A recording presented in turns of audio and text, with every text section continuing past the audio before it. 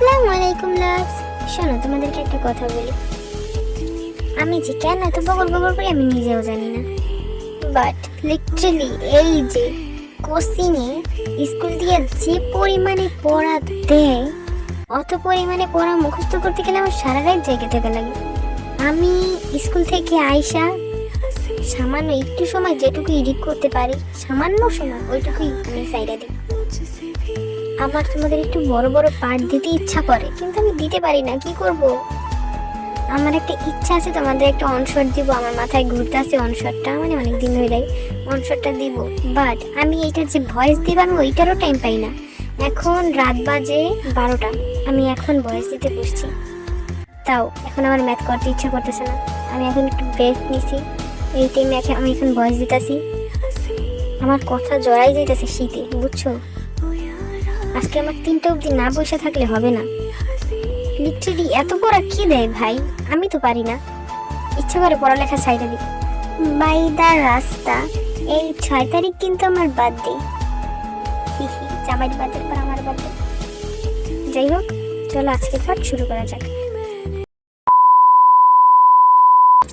কার একটা বস্তি ভেঙে দিব, সবাইকে উচ্ছেদ করে দিব, তার জন্য অগ্রিম ডোনেশন দিয়েছে। তে অবাক হয়ে বলল, আপনি কিছু টাকার জন্য এতগুলি মানুষকে ঘর ছাড়া করবেন, আপনার খারাপ লাগবে না? আজব কথা বলছিস। সামান্য কিছু সম্পত্তি যদি তোকে বদলাতে পারে, আমাকে পারবে না? এখন টাকার জন্য শুধু ঘর ছাড়া কেন, মুহূর্তের মধ্যে কয়েকজনের লাশ ফেলতে আমি 2 পা ভাববো না। আসলে টাকা ইনকামের খুব ইচ্ছা হয়েছে, আর আমার জীবনে তো একটা স্পট আছে, তাই না? একা খাওয়া একটা ছেলেকে করবে বিয়ে করবে, তাই এগুলি আয়ুকে দিতেই হবে। আয়ুর তো কোনো খুঁত নেই, দেখতে যেমন সুন্দরী তেমন ভালো মনের মেয়ে, ওকে বিয়ে করতে কিছু খরচ তো করতেই হবে, তাই না? আমি তো ভাবছি আর কি দেওয়া যায়। অসহায় মানুষগুলির স্বপ্নে ভাবে ভেঙে দিয়ে না প্লিজ, কারোর স্বপ্ন ভেঙে সুখী হওয়া যায় না। ঠিক বলেছিস, সেজন্যই তুই কখনো সুখী হবি না। স্বপ্ন দেখার অধিকার সবার নেই, আর আমি কখনো কারোর স্বপ্ন পূরণ হতে দিব না। সে যাই হোক, তুই আপাতত এখান থেকে বিদায় হ, কাল থেকে তোর ডিউটি শুরু। যাওয়ার কথা বলার পরে তুই বসে আছে দেখে জাঙ্কুক ধমক দিয়ে বলল, কি বললাম তোকে? আচ্ছা, ভালো কথা ভালোভাবে গায়ে লাগে না, তাই না? বলে জাঙ্কুক তেকে চুল ধরে টেনে তুলে দরজার বাইরে ধাক্কা দিয়ে ফেলে দিল। তে গিয়ে দেয়ালের উপর পড়লো, কপালে ব্যথা পেল।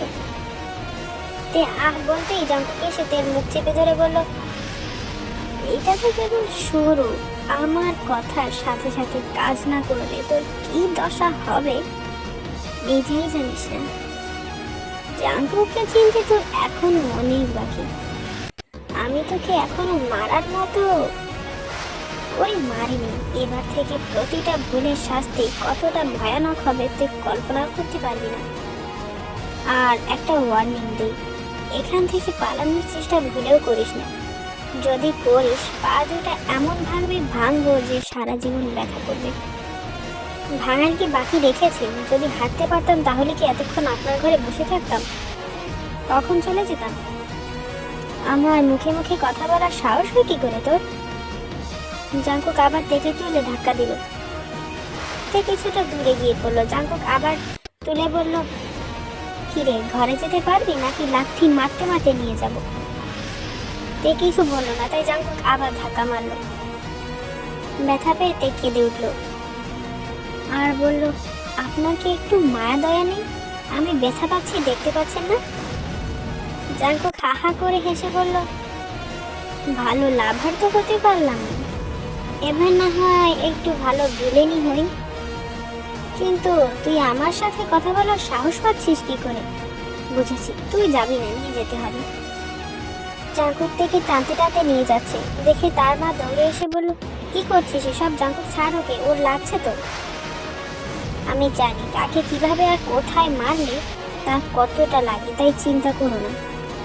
বড় কোনো দুর্ঘটনা ঘটবে না, আর ঘটলেও আমি ফাঁসবো না। যদি মার সহ্য না করতে পেরে মরে যায়, ওকে পিস পিস করে কেটে নদীতে ভাসিয়ে দিব। মাছে খেয়ে নিবে, ঝামেলা মিটে যাবে। জাঙ্কুক এসব কি বলছিস? তোর মুখে আটকাচ্ছে না? ছাড় ওকে। সময় খুব নির্মম মা। কিছুক্ষণ আগের জাঙ্কুক আর এখনের জাঙ্কুক মানুষটা এক হলেও তাদের মাঝে অনেকটা তফাৎ। তাই বলছি মা, সামনে থেকে সরে যাও। তা না হলে এমন কিছু ঘটবে যা সহ্য করতে পারবে না। নিজের বিপদ নিজে ডেকে এনো না। এই ফালতু মেয়ে মরলেও তোমার কোনো ক্ষতি হবে না, কিন্তু আমাকে রাগালে কি হতে পারে আশা করেই জানো।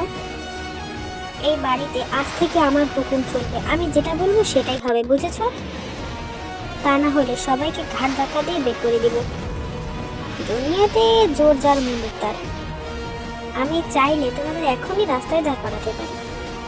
তুমি আমার মা, তোমার সাথে আমার নাড়ির টান, তাই কেউ না জানলেও তুমি জানো আমি এই মেয়েটাকে কতটা ভালোবাসি। কিন্তু আজ ওকে এভাবে মারতে আমার একটুও খারাপ লাগছে না। তাই অন্য কাউকে মারতেও যে আমার একটুও খারাপ লাগবে না সেটা বুঝতেই পারছো। ভালোভাবে বলছি মা, যাও এখান থেকে। আমার উপরে কথা বলার সাহস দেখিও না। জাঙ্কুকের কথায় জাঙ্কুকের মাও ভয় পেয়ে গেল। জাঙ্কুক হাতের কাছে সাজানো ফুলদানি হাত দিয়ে নিয়ে ছুঁড়ে টুকরো টুকরো করে দিয়ে চিৎকার করে বলল, যাও এখান থেকে। জাঙ্কুকের মা বুঝলো এখানে কিছু বলে না লাভ নেই, তাই চলে গেল। তেও ভয় পেয়ে বলল, আমি একা একাই যেতে পারবো ভাইয়া। খুব ভালো, যা তাহলে। তে চেষ্টা করলো কিন্তু যেতে পারলো না। জাঙ্কুক এসে থেকে কোলে নিয়ে হাঁটতে শুরু করলো। তে মনে মনে ভাবছে, এই তো মারছিলেন, এখন আবার কোলে নিলেন, কখন যে কি করে। বলে যাচ্ছিস আমি তোর মনের কথাও শুনতে পাই, তাই বাজে বকা বন্ধ কর, তা না হলে এখনই কোল থেকে ফেলে দিব। পায়ের সাথে কোমরটাও ভেঙে যাবে। তে ভয়ে ঢুক গেল। জাঙ্কুক তেকে রুমে নিয়ে বিছানায় বসিয়ে দিয়ে কয়েকটা ট্যাবলেট হাতে দিয়ে বলল, এগুলি খা। সরি লাভস, আসলে তোমাদেরকে অনেক অনেক সরি, আজকের পার্টটা একটু বেশি ছোট হয়ে গেছে, কারণ আমি সকালবেলা 8টার সময় বের হয়েছি, এখন বিকেল 5টার সময় ঘরে ঢুকেছি। বলো কখন এডিট করি? সো সরি, আমি রাতেই এডিট করে রাখার চেষ্টা করবো, কালকে আপলোড করে দেবো ইনশাল্লাহ।